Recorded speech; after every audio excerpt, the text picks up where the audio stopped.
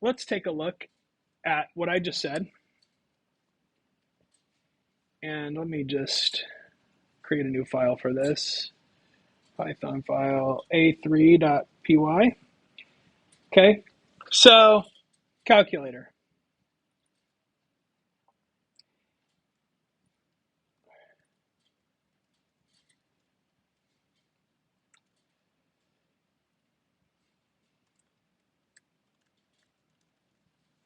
Okay, so I'm going to leave myself some comments here.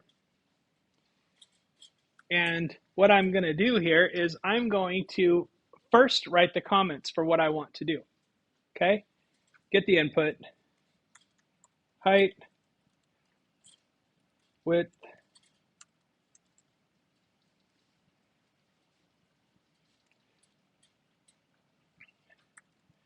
I'm going to convert the input. Remember, what is input when we get it from the user? What data type is it? It's a string. It's always a string. Even if they're putting numbers in, it's a string of numbers. So what do I need to do? I need to use those conversion. I'll convert it to float. And then I'll do the calculation.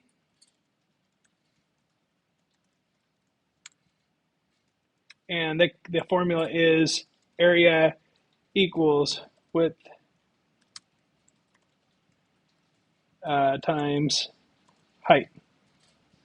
Okay, so I'll do the calculation, print the result. So there's a couple reasons to do it this way. First reason, it helps me think through the logic. What are the steps I need to do? Helps me kind of plan.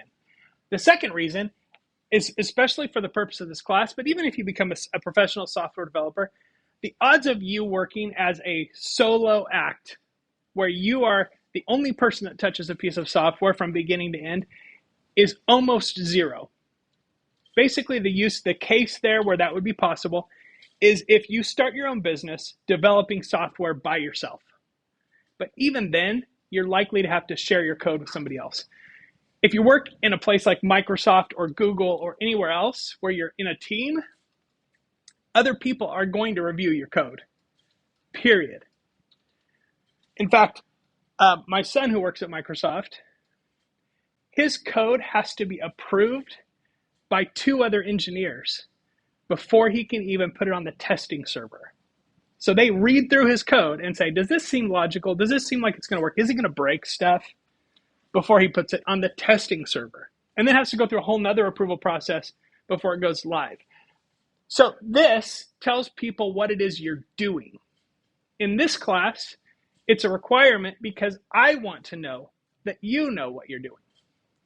So doing the comments first is a great way to accomplish all of that and just train yourself to comment your code. Even when I'm writing code for myself, because my programs can be thousands of lines of code, and it could be working on it over months.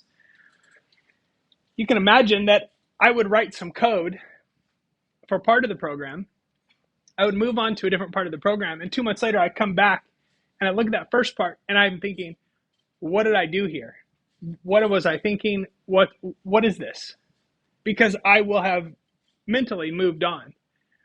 So it's good to keep comments even for yourself, because yourself in a couple of months is sort of like somebody else, let's be honest, with our memory. Makes me think of the Ted Lasso goldfish analogy. So first thing I want to do is I want to get the input. So I'm going to go height. I'm just going to go H because I'm lazy. Input.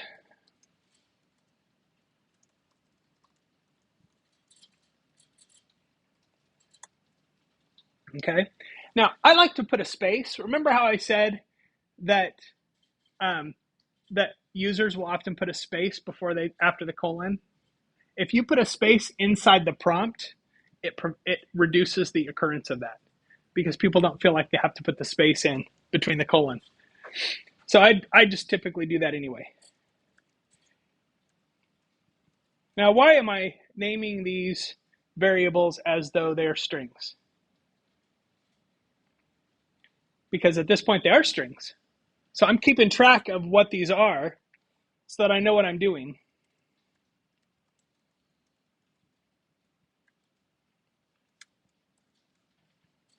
Okay, so, and when I write code, and I have different sections of code, I like to leave blank lines in there.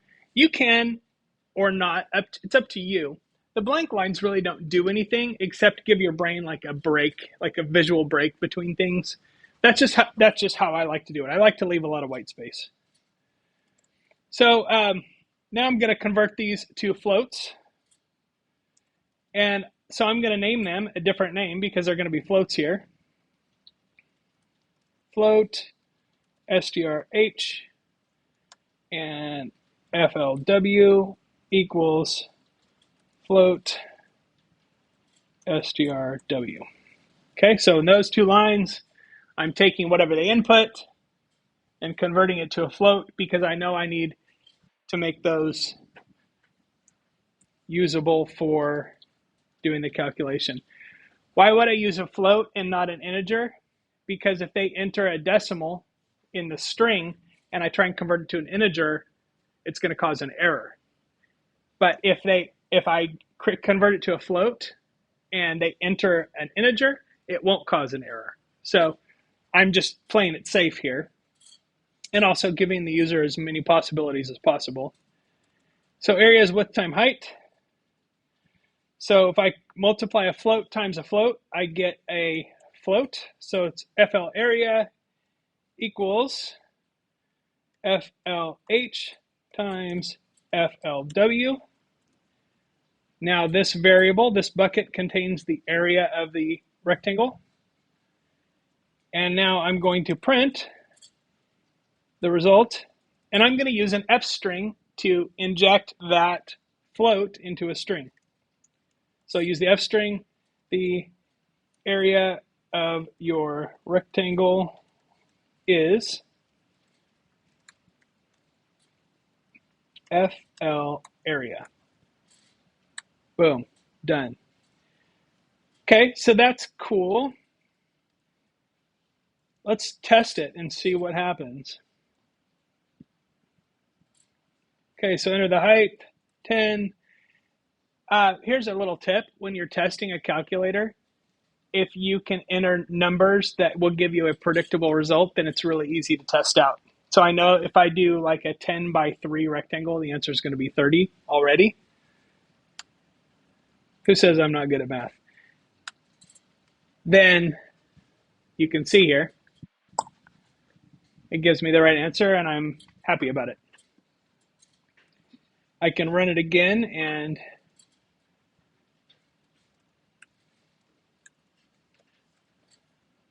okay. So now that's kind of crazy, right?